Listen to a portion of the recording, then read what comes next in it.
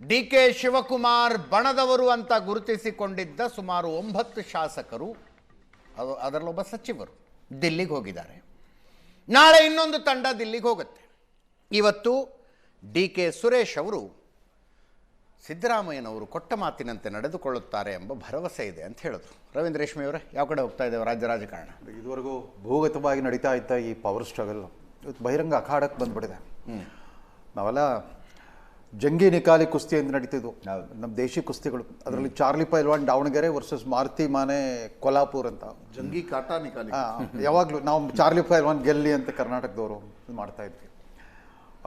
ಇಲ್ಲೇನಾಗ್ತಾ ಇದೆ ಅಂತಂದರೆ, ಕಳೆದ 6 ತಿಂಗಳಾಗಿರೋ ಬದಲಾವಣೆ ಏನು ಅಂತಂದರೆ, ಸಿದ್ದರಾಮಯ್ಯನವ್ರನ್ನ ಡಿ ಕೆ ಶಿವಕುಮಾರ್ ಫಾಲೋ ಮಾಡೋದು ಬಂದರು, ಶಿವಕುಮಾರ್ನ ಸಿದ್ದರಾಮಯ್ಯನವ್ರು ಫಾಲೋ ಮಾಡ್ತಾ ಬಂದ್ಬಿಟ್ರು. ಇವ್ರು ಮೊದಲು ವಿಚಾರವಾದಿ ಆಗಿದ್ರು, ಅವ್ರು ಒಡ್ಡೋಲದಲ್ಲಿ ಬರೀ ಪ್ರಗತಿಪರ ಇರ್ತಾ ಇದ್ರು. ಅವ್ರು ಯಾರಾದರೂ ಅಕಸ್ಮಾತ್ ಕುಂಕುಮ ಹಚ್ಚಿಗಳು ಬಂದರೆ ಹಚ್ಚಿಸ್ಕೊಳ್ತಾ ಇರಲಿಲ್ಲ.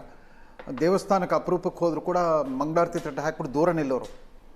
ಯಾವಾಗ ಇವರು ಭಕ್ತಿ ಇದ್ದಲ್ಲಿ ಭಗವಂತ ಅಂತ ಶಿವಕುಮಾರ್ ಶುರು ಮಾಡಿಬಿಟ್ರು, ಸಿದ್ದರಾಮಯ್ಯನವರು ಎಲ್ಲ ದೇವಸ್ಥಾನಗಳಿಗೆ ಹೋಗಿ ಶುರು ಮಾಡಿದರು. ಹಾಸನಾಂಬೆ ದರ್ಶನಕ್ಕೆ first day D C M ಹೋಗ್ತಾರೆ, ನೆಕ್ಸ್ಟ್ ಡೇ ಮತ್ತೆ ಸಿ ಎಂ ಫಾಲೋ ಮಾಡ್ಕೊಂಡು ಹೋಗ್ತಾರೆ.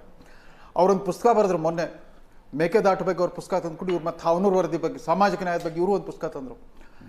ಇದನ್ನು ನೋಡ್ತಾ ಇದ್ದಾಗ he is playing his card very well. D K Shivakumar is playing his cards very well. And ಅವ್ರ ವ್ಯಕ್ತಿತ್ವದಲ್ಲಾಗಿರೋ ಆ ಬದಲಾವಣೆ ಏನಿದೆ ಅಲ್ಲ, ಅದು ಭಾಳ ಗಮನ ಸೆಳೆಯೋ ಥರ ಇದೆ. ಮೊದಲೆಲ್ಲ ಹೊರಟು ಒಂಥರ ದಾದಾಗಿರಿ ಒಂದು ವರ್ಷಗಳಿರ್ತಾ ಇದ್ವು ಶಿವಕುಮಾರಲ್ಲಿ. ಅದ್ಯಾಕೋ 2023ರಿಂದ ಶುರು ಆಗಿಬಿಡ್ತಿದ್ದು.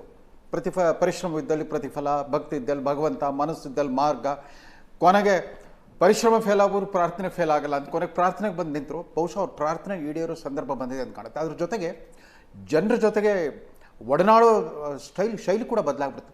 ಇಲ್ಲಿ ತನಕ ಇವರು ಕಾಂಗ್ರೆಸ್ನವರು ನಗರವಾಸಿ ಮಧ್ಯಮ ವರ್ಗದವ್ರು ಮೂಗು ಮುರಿತಾ ಇದ್ರು, ಅವರೆಲ್ಲ BJP ವೋಟರ್ಸು ಅಥವಾ ಜನತಾದಳ ವೋಟರ್ಸ್ ಅಂತ ಅನ್ಕೊಳ್ತಾ ಇದ್ರು. ಯಾವಾಗ ಇವರು ಬೆಂಗಳೂರು ವಾಕ್ ಅಂತ ಶುರು ಮಾಡಿದ್ರು, ಬೆಂಗಳೂರಿನ ಬೇರೆ ಬೇರೆ ಪಾರ್ಕ್ಗಳಲ್ಲಿ ಮಧ್ಯಮ ವರ್ಗ ಜೊತೆಗೆ ಸಂವಾದ ಶುರು ಮಾಡಿದ್ರು. ಕಾರ್ಪೊರೇಟ್ ವಲಯದವ್ರನ್ನ ಕರೆದು ಸ್ವಲ್ಪ ಅವ್ರ ಜೊತೆಗೆ ವಿಚಾರ ವಿನಿಮಯ ಶುರು ಮಾಡಿಕೊಂಡ್ರು. ಆ್ಯಂಡ್ ಬೆಂಗಳೂರು ಅಭಿವೃದ್ಧಿ ಬಗ್ಗೆ ಹೆಚ್ಚೆಚ್ಚು ಮಾತಾಡೋಕ್ಕೆ ಶುರು ಮಾಡಿದರು. ಆ ಶಿವಕುಮಾರಲ್ಲಿ ಆಗ್ತಿರೋ ಬದಲಾವಣೆ ನೋಡಿದರೆ, ಆಮೇಲೆ ಅದನ್ನು ನೋಡಿಬಿಟ್ಟು ಮೊದಲು ಅವ್ರನ್ನ ಕಟುವಾಗಿ ಟೀಕಿಸಿದ್ದ ಆ ಕಾರ್ಪೊರೇಟ್ ಹೊಂಚೋಗಳೆಲ್ಲ ಇದ್ದಕ್ಕಿದ್ದಂತೆ ಶಿವಕುಮಾರ್ ಬಗ್ಗೆ ಮೆಚ್ಚುಗೆ ಮಾತು ಹೇಳೋಕ್ಕೆ ಶುರು ಮಾಡಿಬಿಟ್ರು. ಜನರ ಮನಸ್ಸಲ್ಲಿ ಅನಿಸ್ತಾ ಇದೆ ಒಂದು ತಲೆಮಾರಿನ ಬದಲಾವಣೆ ಆಗೋಗ್ಬಿಡ್ಲಿ.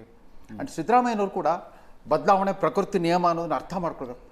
ಇವರು 2018ರಿಂದ 2013ರಿಂದ 18ರವರೆಗಿದ್ದ ಸಿದ್ದರಾಮಯ್ಯ ಅಲ್ಲ. ಈಗ ಸ್ವಲ್ಪ ಸ್ಥಗಿತತೆ ಕಾಣಿಸ್ತಾ ಇದೆ, ಇವರಲ್ಲಿ ಚಲನಶೀಲತೆ ಎದ್ದು ಕಾಣಿಸ್ತಾ ಇದೆ. ಹಾಗಾಗಿ ಆ ಬದಲಾವಣೆಯ ಅನಿವಾರ್ಯತೆ ಅವ್ರು 16 ಬಜೆಟ್ ಅಂತ ಹೇಳ್ತಾ ಇದ್ದಾರೆ. ನಿಜ, 16 ಬಜೆಟ್ಗಳ ನಂತರ ಕೂಡ ಒಂದೇ ಒಂದು ಹೊಸ ಆರ್ಥಿಕ ಚಿಂತನೆ ಬರಲೇ ಇಲ್ಲ. ಸಿದ್ದರಾಮಯ್ಯನವರು ಒಟ್ಟಾರೆ ರಾಜಕೀಯ ವಿಚಾರಧಾರೆ ಅಂದರೆ ಜಾತಿ ಮೀಸಲಾತಿ ಬಿಟ್ಟು ಆಚೆಗೆ ಹೋಗೋದೇ ಇಲ್ಲ. 34 ವರ್ಷ ಆಯಿತು ಜಾಗತೀಕರಣದ ಆರ್ಥಿಕ ನೀತಿ ಬಂದ್ಬಿಟ್ಟು. ಅವ್ರ 16 ಬಜೆಟ್ಗಳಲ್ಲಿ ಒಂದು ಪ್ರಾಸಂಗಿಕ ರೆಫರೆನ್ಸ್ ಕೂಡ ಇರಲ್ಲ ಅದ್ರ ಬಗ್ಗೆ. ಜಾಗತೀಕರಣದ ಸಾಧಕ ಬಾಧಕಗಳೇನು? ಅವ್ರು 4 ಲಕ್ಷ ಕೋಟಿ ಬಜೆಟ್ ಆಗಲಿಕ್ಕೆ ಕಾರಣ ಬೆಂಗಳೂರಿನ ಕಾರ್ಪೊರೇಟ್ ವಲಯ ಸಕ್ಸಸ್ಫುಲ್ ಆಗಿ ಕೆಲಸ ಮಾಡ್ಲಿಕ್ಕೆ ಶುರು ಮಾಡಿಬಿಡುತ್ತೆ.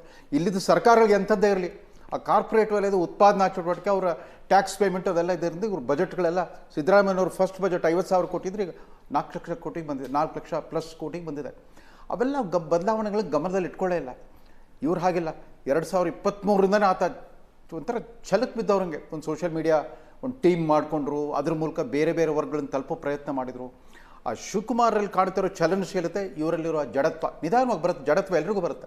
ನಾಳೆ ನರೇಂದ್ರ ಮೋದಿಯವರು ಈ ಪ್ರಶ್ನೆ ಎದುರಿಸ್ಬೇಕಾಗಿ ಬರೋದು, ಹೂ ಆಫ್ಟರ್ ನರೇಂದ್ರ ಮೋದಿ ಅಂತ. ಅವರು ಸ್ಲೋ ಡೌನ್ ಆಗ್ಬೋದು. ಆ ಸಿದ್ದರಾಮಯ್ಯನವರು ಈ ಕಾಲಧರ್ಮದ ಅನಿವಾರ್ಯತೆಯನ್ನು ಅರ್ಥ ಮಾಡ್ಕೊಳ್ತಾರೆ ಅಂತ ನಾನು ಅಂದ್ಕೊಂಡಿದ್ದೀನಿ.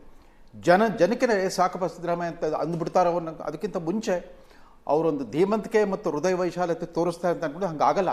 ಇವತ್ತು ಕೂಡ ಚಾಮರಾಜನಗರದ ಹೇಳಿದ್ದಾರೆ, ನಾನು 16 ಬಜೆಟ್ ಮಂಡಿಸಿದ್ದೀನಿ, ಇನ್ನು 5 ವರ್ಷ ನಾನೇ ಇರ್ತೀನಿ, ಹಂಗೆ ಹೇಳೋಕ್ಕೆ ಶುರು ಮಾಡ್ತಾರಲ್ಲ, that shows he is under pressure. ನಾವು ಕರ್ನಾಟಕ ಭವನದಲ್ಲಿ ಒಂದು ದಿವಸ ಹೇಳ್ಬಿಟ್ಟಿದ್ರು ಭಾಳ ಧೈರ್ಯವಾಗಿ, ನ್ಯಾಷನಲ್ ಮೀಡಿಯಾ ಒಬ್ಬ ಹಿರಿಯ ಪತ್ರಕರ್ತನ ಕರೆಸ್ಕೊಂಬಿಟ್ಟು ಅವ್ರಿಗೆ ರಾಜದೀಪ್ ಸರ್ದೇಸಾಯಿ ಅವ್ರಿಗೆ ಸಂದರ್ಶನ ಕೊಟ್ಬಿಟ್ಟಿದ್ರು. ಇಲ್ಲ, ಯಾವ ಬದಲಾವಣೆ ಇಲ್ಲ, ಅದೆಲ್ಲ ಸುಳ್ಳು ಅಂತ ಹೇಳಿದರು. ಆಮೇಲೆ ಮತ್ತೆ ಬದಲಾಯಿಸ್ಕೊಂಡ್ರು. ತೀರಾ ಒಂದು 2 ವಾರಗಳ ಹಿಂದೆ ಹೈಕಮಾಂಡ್ ಹೇಳ್ತು ಅದನ್ನು ನಾವು ಒಪ್ಪಲೇಬೇಕಾಗುತ್ತೆ ಅಂತ ಆ ಸ್ಟೇಜಿಗೆ ಬಂದರು. ಆದರೆ ಈಗ ಶೋ ಡೌನ್ ಬಂದ್ಬಿಟ್ಟಿದೆ.